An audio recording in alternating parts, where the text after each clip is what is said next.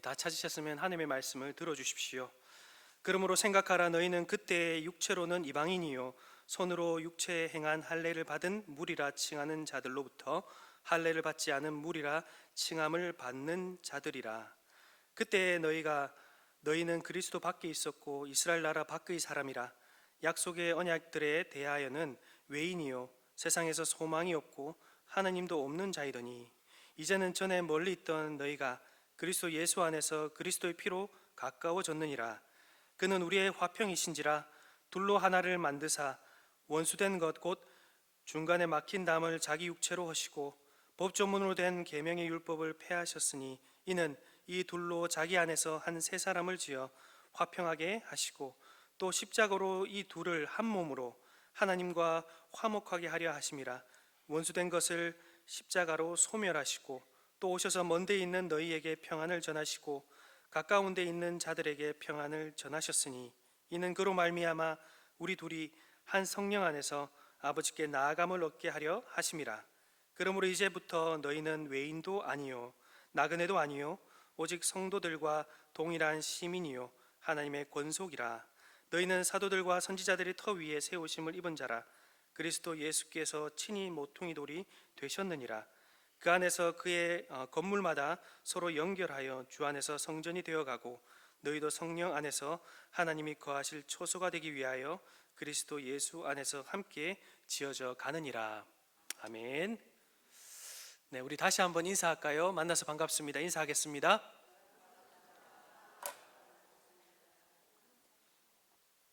예, 저는 사도신경의 흐름을 따라서 오늘 거룩한 공교회라는 제목으로 우리 하나님의 말씀 우리 살펴보려고 합니다. 우리 니케아 신경과 사도신경을 우리 큰사랑교회에서는 함께 고백하고 있지요. 니케아 신경에서는 교회의 속성으로 네 가지를 꼽고 있고 사도신경에서는 교회의 속성 두 가지를 꼽습니다. 우리 한번 기억을 되새겨 봤으면 좋겠는데 니케아 신경의 네 가지 교회 속성 뭔가요? 하나이고 그리고 거룩하고 사도적인 공교회다, 이런 의미가 있습니다. 맞죠? 그리고 사도신경은 뭡니까? 오늘 우리가 고백했죠. 거룩한 공교회다. 이 두 가지죠. 네 가지로 고백하든 사실 두 가지로 고백하든 어떨까요? 요약으로 고백하든 사실은 동일한 내용을 담고 있다, 우리는 생각할 수 있습니다.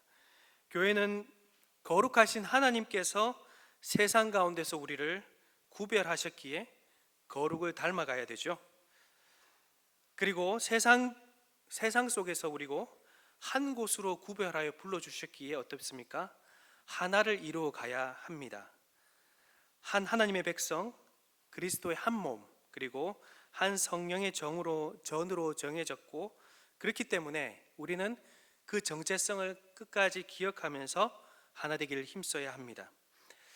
교회를 세우신 주님은 자신의 복음을 누구에게요? 사도에게 위임하셔서 무엇을 하셨죠? 사도적 복음을 통해 교회의 반석을 이루게 하시고 교회가 흔들리지 않도록 하셨습니다. 그래서 사도적인 교회, 사도적인 가르침을 믿고 보존하고 전하는 교회를 예수님은 세우려 하셨죠. 바로 사도적 교회입니다. 그런데 그 교회, 사도적인 복음을 끊임없이 가르쳐서 몰려 제자를 삼는 일을 하고 있는 그 자리에 누가 계십니까? 예수님이 항상 함께 하신다고 약속하셨지요. 시간과 공간을 초월해서 사도적 복음이 흘러가고 사도적 복음으로 제자를 삼아가는 그 자리가 바로 예수님이 거하는 자리, 임마누엘하는 자리, 그래서 보편적인 교회다라고 할 수 있습니다. 그러나 하나의 거룩한 교회, 공교회는 단순히 팻말로서 우리는 이런 교회입니다 라고 팻말로 붙인다고 해서 그것이 유지되는 것은 아니죠. 어떻습니까? 믿음으로 그런 교회를 세우는 수고와 헌신이 뭐할까요? 필요합니다. 물론 이런 수고와 노력은 우리 교회만 해선 돼선 안 될 것입니다. 이 믿음을 고백하는 교회들이 모이고 이 믿음을 고백하는 사람들이 서로 격려하고 또한 그 격려 가운데 수고하고 힘쓸 때 가능한 것이죠. 분명한 것은 이런 교회가 비록 쉽진 않지만 이런 교회의 건설이 누구에게 달려 있을까요? 바로 삼위 하나님의 작정이요 확실한 계획 속에 있다는 것입니다. 그러니 이 작정은 실패할까요? 실패하지 않을까요? 실패할 수 없습니다. 그러므로 우리는 그 계획 가운데 순종하며 믿고 따라가야 하는 것이죠. 오늘 에베소서 이 본문은 삼위 하나님의 영혼 가운데 세우신 이 계획, 교회 건설이 구체적으로 하나이고 그리고 거룩하고 그리고 사도적인 이 공교회를 어떻게 어떤 방식으로 세워가는지에 대한 분명한 방법을 제시하고 있습니다. 결코 섞일 수 없을 것 같은 자들, 이 자들을 한데 모아서 한 세 사람을 만드시고 그리고 그 새 교회를 만드시는 하나님의 놀라운 사역을 오늘 이 에베소서 2장 말씀을 통해서 우리는 볼 수 있습니다. 이를 통해 하나의 거룩하고 사도적인 공교회를 단순히 구호가 아니라 실제로 어떻게 하나님께서 이루어 가시는지, 그리고 그 이루어 가심 우리가 믿음으로 어떻게 반응해야 되는지에 대해서 우리 오늘 함께 하나님의 교훈을 함께 살펴보겠습니다. 자, 먼저 이 에베소 교회 어떤 상황이었는지 한번 살펴봐야 되는데, 에베소 교회를 비롯하여 사도 바울이 사역할 당시에 이 이방 나라의 교회들은 어땠을까요? 유대 그리스도인들과 이 이방 그리스도인들이 함께 섞여 있었습니다. 바울은 어느 도시에 가든지 항상 먼저는 유대인, 그리고 나중은 헬라인, 그런 마음으로, 그리고 뭐 헬라인이니까 이제 이방인이 될 수 있겠죠. 그래서 회당을 먼저 찾아갔고 그 회당에서 또한 유대인들을 회심하게 했고, 또 회당 주변에 있는 사람들이 모여 있을 때 그들이 그 중에 하나님을 경외하는 자들, 이방인들이 또한 이 예수님의 그 복음을 듣고 다시 모이게 됩니다. 이렇게 교회가 초기에 핵심 멤버로서 모이게 되죠. 그러다가 회당 밖에 있는 이 이방인들이 기하급수적으로 많아지면서 압도적으로 이 교회 안에 들어오게 됩니다. 이게 바로 1세기 중반에 사도 바울이 사역했던 교회의 모습이다 라고 할 수 있습니다. 이방인의 다수이지만 또한 유대인들이 함께 섞여 있었다라고 할 수 있죠. 유대인 성도들은 자신들이 어떤 마음을 가졌냐면 이 당시 때 좀 부정적인 거죠. 사실 언약의 원주인이다, 언약의 선민의식을 가지고 하나님의 택함받은 자다, 백성이다, 이런 마음들을 좀 가졌던 것 같아요. 그러다 보니까 이방인 성도들은 어땠을까요? 율법의 전통에 있어서 부족한 점들이 있었겠죠. 그러니 이들에게 오늘 11절에 보시면 할례를 받지 않은 자 또는 무할례자라는 말로 약간 별명 또는 그 조롱 섞인 말로 이렇게 취급을 받았습니다. 이런 부분들을 보면 실제로 교회가 되었음에도 불구하고 어땠을까요? 이 속에서는 보이지 않는 담들이 있었다라고 할 수 있습니다. 이런 갈등의 심화를 바울은 여기 보시면 원수된 것 또는 이 원수된 것을 다른 말로 하면 적개심, 적대감, 마치 전쟁에서 지금 미국과 우리 이란이 다투고 있지 않습니까? 그와 같은 이 적대감이 가득한 이런 상태라고 표현하고 있죠. 이건 창세기 3장 15절에 보면 뱀의 후손과 여자의 후손이 적대감을 가지고 서로 부딪히고 있다는 것과 유사해 보입니다. 이런 분열은 교회의 심각한 문제이죠. 그렇기 때문에 사도 바울은 어떻게 했을까요? 오늘 이 에베소서를 쓰게 됩니다. 에베소서에 너희가 원래 어땠는데 이와 같이 좋은 존재가 되었다, 새 것이 되었다라는 그 정체성을 다시 알려주기 위해서 이 에베소서를 썼다라고 할 수 있습니다. 유대인과 이방인들 어떻게 한 가족이 되었을까요? 어떻게 한 교회가 되었을까요? 자, 오늘 본문 13절 14절인데 우리 한번 뒤에는 없는데요, 우리 성경책을 한번 찾아가지고 우리 함께 한 목소리로 한번 읽어보겠습니다. 에베소서 2장 13절 14절입니다. 시작.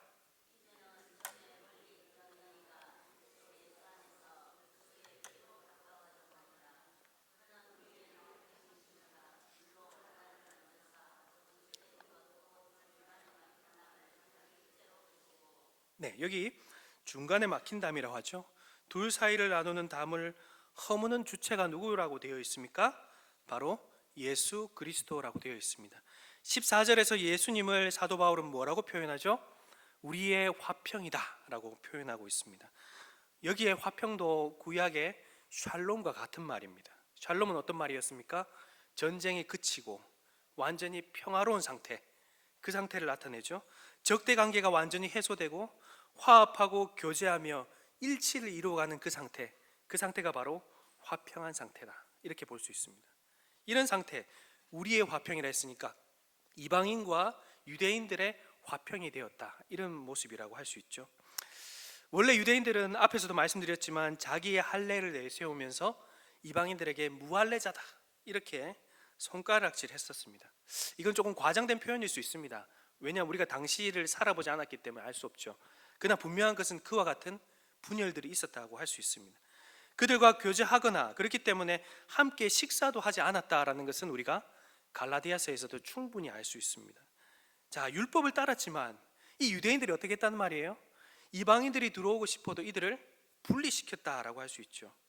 이런 모습이 이방인에게도 적대감을 갖게 했습니다. 그들은 유대인들의 종교적인 우월 의식에 분개하고 적대감을 가졌죠. 그래서 심지어는 이방인들이 유대인들을 살해하거나 죽이기도 하는 그런 사건들이 있었다고 합니다. 그런 갈등과 분열의 관계를 오늘 이 예수님께서는 어떻게 하셨다고요? 교회를 세울 때 이미 그 갈등을 완전히 해소했다, 화평한 상태로 만들었다고 오늘 기록하고 있습니다. 무엇으로요? 예수님께서 십자가에 올라가셨기 때문이라는 거죠. 예수님은 십자가로 이 둘 사이에 막힌 담을 완전히 허무셨습니다. 이 담, 곧 둘 사이의 적대감이라 했는데 둘 사이를 구분해 놓은 담은 사실은 요 15절에 보시면 나와 있습니다. 우리 15절 이어서 나오죠. 15절 한번 한 목소리로 한번 읽어볼까요? 15절입니다. 시작.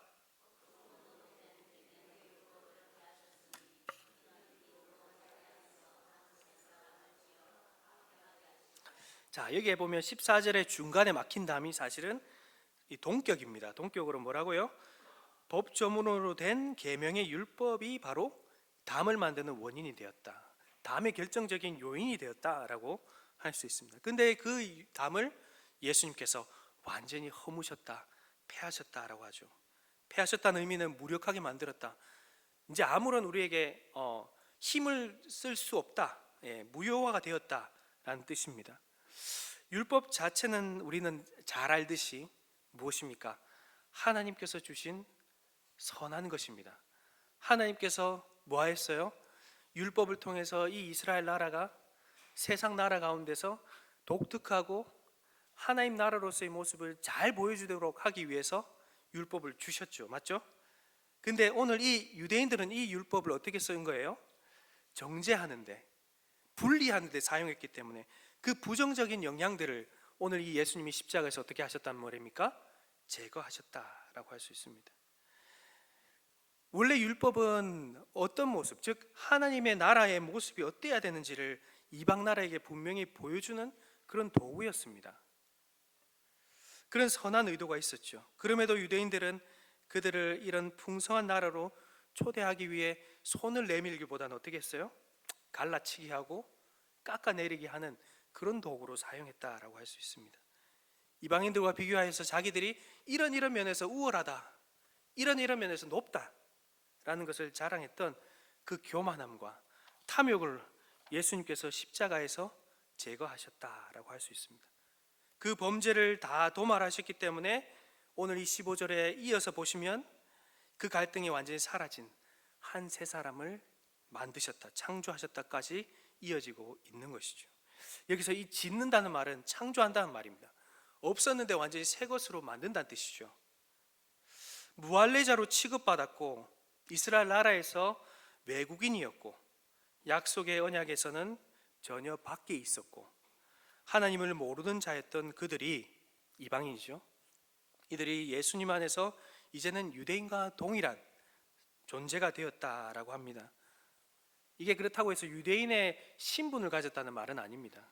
유대인이요 이방인은 그대로죠. 그러나 다만 하늘나라의 동일한 시민권을 가졌고 동일한 성도이며 동일한 하나님의 가족이 되었다라는 것이죠. 이것이 바로 예수님께서 십자가에서 이루신 일이라는 것입니다. 한 가지가 더 있습니다. 우리가 잘 알듯이 우리는 어떻습니까? 하나님과 우리 사이에 사실은 적대감이 있죠. 무엇 때문에요? 아담으로부터 출발하는, 아담으로부터 내가 하나님이 되고자 하는 그 마음 때문에 하나님과 어떻게 됐습니까? 분리되었습니다. 하나님 앞에 죽었습니다. 하나님 앞에 원수로, 하나님 앞에 진노의 자녀로, 하나님 앞에 마귀의 자식으로 세워졌었죠. 그것을 사실 에베소서 2장 2절에 이렇게 기록하고 있는데 우리 에베소서 2장 2절 우리 함께 한 목소리로 한번 읽어보겠습니다. 시작.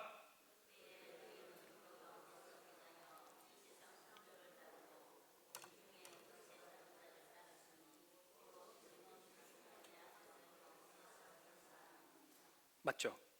우리가 예전에 어땠다고요? 이스라엘 백성들과 함께 있었던 이방인이든 유대인들, 그리고 지금도 마찬가지죠. 우리는 예전에 어떤 사람이었다고요? 공중의 권세 잡은 자를 따랐다. 세상에서 눈멀어서 하나님을 보지 못했던 사람들이었다. 이렇게 말합니다.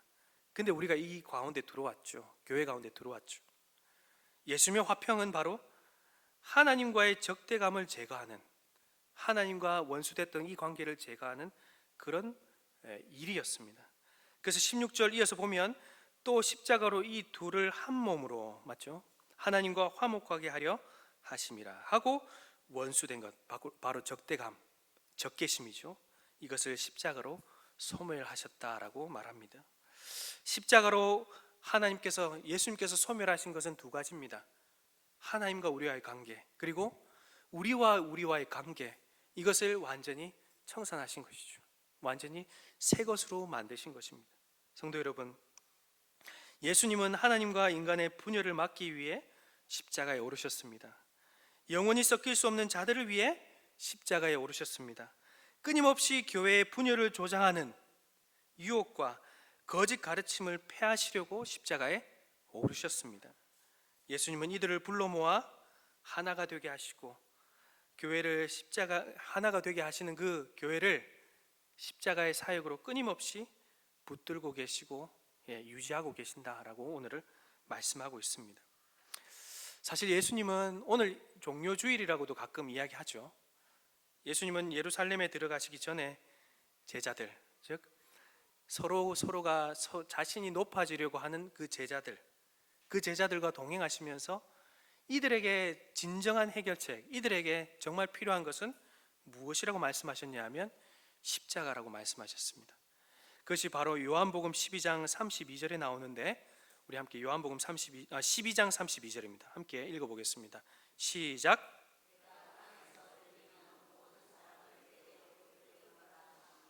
네, 예수님이 들려야, 여기서는 1차적으로 십자가입니다. 예수님이 들려야 가능한 일이 뭐냐고요? 서로 높아지려고 하고, 서로 분리되려고 하고, 갈라지려고 하는 이 모든 일들을 궁극적으로 해결할 수 있다라는 거죠. 그리고 비로소 예수님은 십자가를 통해서 이끌겠다 했습니다. 자신에게 이끌겠다 했습니다. 이게 무슨 말입니까? 십자가 아래로 모으시겠다라는 뜻이죠. 예수님은 약속하셨습니다.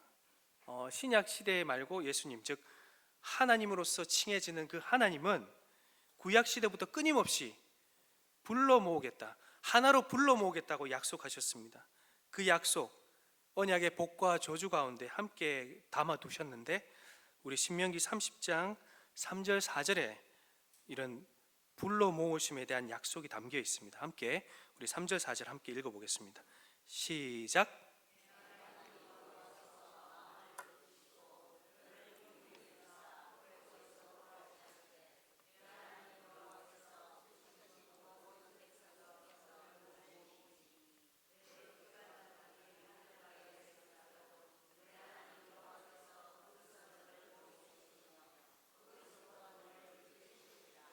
아멘.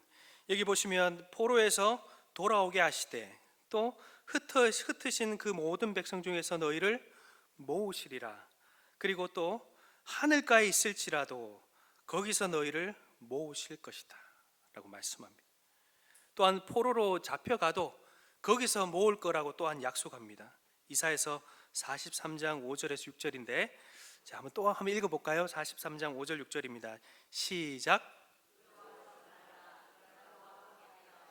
내 자손들을 성쪽에서부터 오게 하며 서쪽에서부터 너를 모을 것이며, 내가 북쪽에 이르기를 내놓으라, 남쪽에게 이르기를 가두어 두지 말라.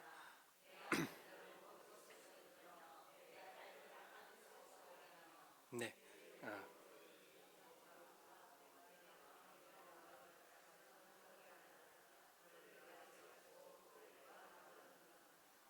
네.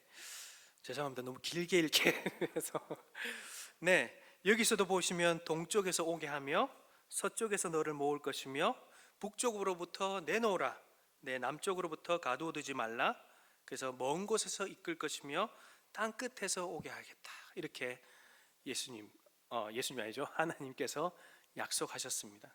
그 약속, 사실은 주님은, 그래서 하나님은 그 약속을 꾸준히 실천하고 계셨어요. 실행하고 계셨습니다. 어떻게 해요? 아브라함과 그의 후손을 어떻게 하셨습니까? 불러 모으셨죠. 애굽의 노예에서 이스라엘을 어디로요? 신의 산으로 불러 모으셨죠. 가나안 땅으로 모으셨죠. 바벨론의 포로에서 남은 자들을 다시 불러 모으십니다. 결국 하나님을 믿고 다시 하나님께로 돌아오겠다 하는 자들, 그들을 불러 모아 지키고 보호하시고 복을 누리게 하겠다라고 약속하시고 그 일들을 계속 이루어 나가셨습니다. 그리고 마지막에 오늘 이 십자가 위에서 바로 이 약속이 온전히 성취되었다라고 할 수 있습니다.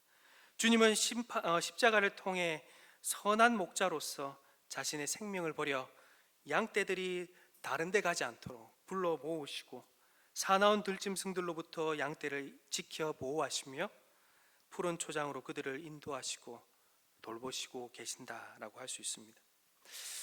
적개심으로 가득한 세상에서, 적개심으로 가득한 우리 서로 가운데서 하나님과 인간 사이의 적개심을 제거하고 거기로부터 우리를 불러 모으십니다. 그것이 바로 그리스도를 통해 그리스도의 십자가를 통해 하신 교회의 모습이다라고 할 수 있죠. 우리가 하나의 거룩하고 사도적 공교회를 믿는다라고 할 때 우리는 이 사실을 기억해야 합니다.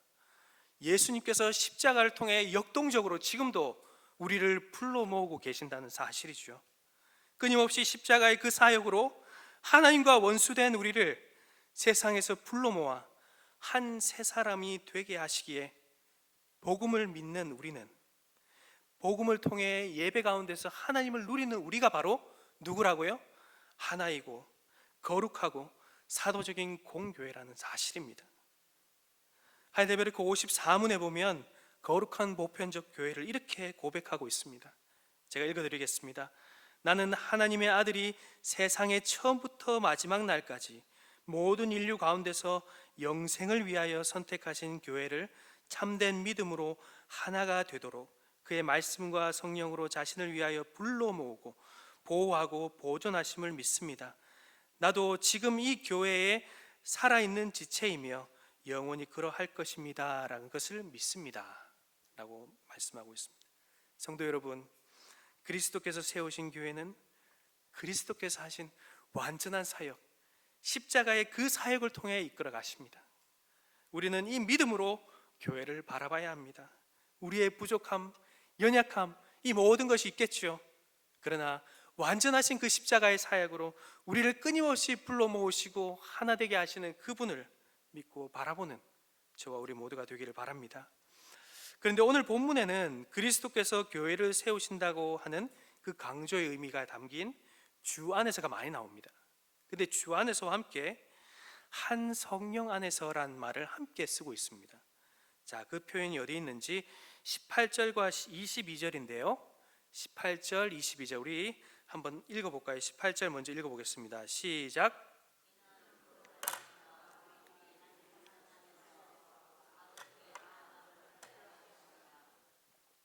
22절도 우리 한번 읽어보겠습니다. 시작.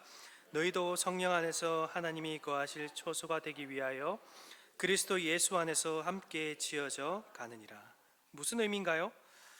그리스도께서 이 땅에서 십자가 부활로 요약된 구속 사역을 완수하심으로 교회의 터는 이루어졌습니다. 그리고 승천하셔서 하나님 우편에 앉으셨죠. 그리고 누구를 보내셨습니까? 바로 성령을 보내셔서 그 성령을 부어주셨다라고 말합니다. 그 성령께서 예수님처럼 교회를 짓고 계신다라고 오늘 표현하고 있는 거죠. 구체적으로 어떻게 지을까요? 성령님께서 그것이 바로 우리가 읽었던 18절과 22절 사이에 보면 20절, 21절에 나와 있습니다. 우리 20절, 21절입니다. 한 목소리로 한번 읽어볼게요. 시작. 너희는 사도들과 선지자들이 터 위에 세우심을 입은 자라. 그리스도 예수께서 친히 모퉁이돌이 되셨느니라. 그의 안에서 건물마다 서로 연결하여 주 안에서 성전이 되어가고. 아멘. 성령님께서는 건축물의 기준이 되는 모퉁이돌이죠. 이 모퉁이돌이 누구라고 하죠? 예수 그리스도를 따라 교회가 세워지도록 사도들과 선지자들을 세우십니다. 어떻게 세우실까요? 오늘 이 본문에 보면 사도들과 선지자들의 터라고 되어 있는데, 이 터는 사람이 아닙니다. 사실 이 터는 무엇이냐 하면 하나님께 받아 전파한 복음의 소식이라 할 수 있습니다. 사도와 선지자는 구약의 예언을 통해 메시아의 비밀을 알고 있는 자들이죠. 그리고 공생의 사역을 통해 사도들은 어땠습니까? 예수님의 죽음과 부활을 직접 봤던 자들입니다. 그 성취의 소식을 예수님을 통해 알게 된 자들이었습니다. 그 소식을 전하는 증인들이죠. 성령이 이들 가운데 임하셔서 예수 그리스도의 증인으로 서게 하시고 이들을 통해 교회가 흥왕하게 하도록, 말씀으로 흥왕하게 하도록 한 것이 어디에 나와 있죠? 사도행전 전 역사 아닙니까? 성령께서 하신 일들이 바로 그런 일이었습니다. 또 성령님은 사도적 가르침에서 벗어나지 않도록 서로 끈끈하게 연결해 주십니다. 서로 견고하게 연합해 가시죠. 그래서 에베소서 4장 3절에 보면 평안에 매는 줄로 하나가 되게 하신 분이 누구라고요? 바로 성령님이다 라고 할 수 있습니다. 마지막으로 그 연합의 기준, 바로 모퉁이돌이 되신 예수님이죠. 그 모퉁이돌은 건물의 방향을 결정합니다. 건물의 높이를 결정합니다. 사도들의 가르침도 성령의 역사도 모두 예수 그리스도라는 그 기준에 벗어나지 않도록 합니다. 그래서 성령님은 우리를 세우실 때 항상 사도들이 전한 그 그리스도 중심적인 그 복음으로 우리를 인도하고 계시죠. 또 사도와 선지자뿐만 아니죠. 교회 직분자들 또한 세워서 그 복음이 흘러가고 그 복음이 계속 살아내지는 그런 교회를 세워가고 계시는 것입니다. 성령님은 자신이 성도 가운데 계심으로써, 그리고 연결하심으로써, 직분자들에게 복음을 전하도록 하심으로써 교회를 세워 가십니다. 그러므로 교회는, 그래서 우리가 이런 말을 하죠. 교회는 하나님이 거하시는 뭐라고요? 전이다. 그리고 진리의 기둥이다. 왜요? 그 가르침으로 세워져 가기 때문이죠. 이런 것을 볼 때 성령의 역할은 어머니의 역할, 즉 교회가 어머니로서 우리를 양육하도록 하는 그 역할을 하도록 계속 세워가신다라고 할 수 있습니다. 그래서 마틴 루터는 이런 말을 했습니다. 교회는 이 세상에서 아주 독특한 공동체로서 하나님의 말씀을 통하여 모든 그리스도인을 낳고 기르는 어머니이다. 교회는 하나님의 말씀을 선포하여 사람의 심령을 밝히고 불을 붙여 성도들이 하나님의 말씀을 이해하고 받아들이며 붙잡고 지키게 한다. 성도 여러분, 성령과 말씀을 통해 영양분을 지속적으로 공급받는 이 교회 가운데 바로 하나의 거룩하고 사도적인 공교회가 든든히 세워지게 되는 것입니다. 성령께서 평안에 매는 줄로 그리스도와 우리를 연합시킴으로, 우리와 우리를 연합시킴으로 하나가 되게 하시고, 또한 은사를 통해서 사도적 복음이 가르쳐지고 날마다 전파될 때에 그 복음이 가르쳐지는 두세 사람이 내 이름으로 모인 곳에 누가 계시죠? 주님께서 계시죠. 임마누엘 하시죠. 그렇기 때문에 공교회지요. 하나의 거룩하고 사도적인 공교회는 바로 성령님과 그리스도께서 함께 이루어 가시는 사역입니다. 우리는 성령이 이끄시듯 어머니로서 교회를 믿고 거할 때 바로 비로소 우리가 무엇이 될까요? 하나요 거룩하고 사도적인 공교회가 됩니다. 그렇게 교회를 믿고 그 교회를 누리는 저와 우리 모두가 되기를 바랍니다. 이제 마지막으로 한 가지 더 기억해야 할 것이 있습니다. 교회는 사실 완전히 세워진 존재가 아니라는 사실입니다. 지금도 계속 세워져 간다는 사실이죠. 오늘 우리가 읽었던 21절, 22절에 보시면 서로 연결하여 성전이 되어가고 함께 지어져 간다는 표현이 나오죠. 이 표현은 사실 전부 현재 수동태입니다. 무슨 의미입니까? 수동태는 하나님께서 이루어 가신다는 뜻이고, 현재는 뭐죠? 지금 계속 이루어 가신다는 뜻이죠. 아직 계속 이루어지고 있습니다. 교회는 그래서 그리스도께서 모퉁이 돌이 되셨고 사도와 선지자의 가르침이 다 세워져 있음에도 불구하고 여전히 세워져 가고 있는 존재입니다. 왜 그럴까요? 지금도 세상 가운데 택함받은 백성들이 이곳 가운데 몰려오고 있기 때문이죠. 하나님께서, 주님께서 이곳 가운데 불러 모아 주시고 있기 때문입니다. 그래서 이 말은 다른 말로 하면 이 땅에 세워진 교회들은 여전히 계속 세워져야 하니 완전할까요? 완전하지 않을까요? 완전하지 않습니다. 완전히 세워지지 않았으니 어떨까요? 눈으로 보기 어떨까요? 여전히 부족하지요. 여전히 연약한 부분들이 있습니다. 때로는 어떻죠? 교회로 인해 실망하기도 하고 시험에 들기도 합니다. 앞에서 나눴던 그 놀라운 교회의 본질, 교회의 영광이 지금 내 눈앞에는 잘 나타나지 않는 것 같아 보입니다. 그래서 교회를 내 눈에 보기에 좋은 대로 판단하고 평가하고 때로는 떠나서 신앙생활을 하겠다, 가나안 성도들이 늘어나게 되는 것이죠. 그러나 이것은 애초부터 불가능한 일입니다. 왜 그럴까요? 어머니를 떠난 아이는 결코 잘 자랄 수 없기 때문입니다. 제대로 양육받지 못하기에 병들고 피폐해집니다. 그것이 바로 성도와 교회의 관계입니다. 그러므로 우리는 어떻게 해야 할까요? 눈에 보이는 대로 판단하면 안 되겠지요. 믿음으로 주님과 성령께서 우리를 아버지께로 끊임없이 이끌어 가시는 그 일을 우리는 믿음으로 바라봐야 합니다. 믿음으로 주님과 성령께서 우리를 아버지께로 가서 예배하게 하시는 그 모습, 우리는 소망하고 기대해야 된다는 것이죠. 우리는 여전히 되어지는 존재입니다. 우리는 여전히 세워져 가야 되는 존재입니다. 그런 존재로 오늘 이 예수님과 성령님께서 교회를 세워가고 계시는 것이죠.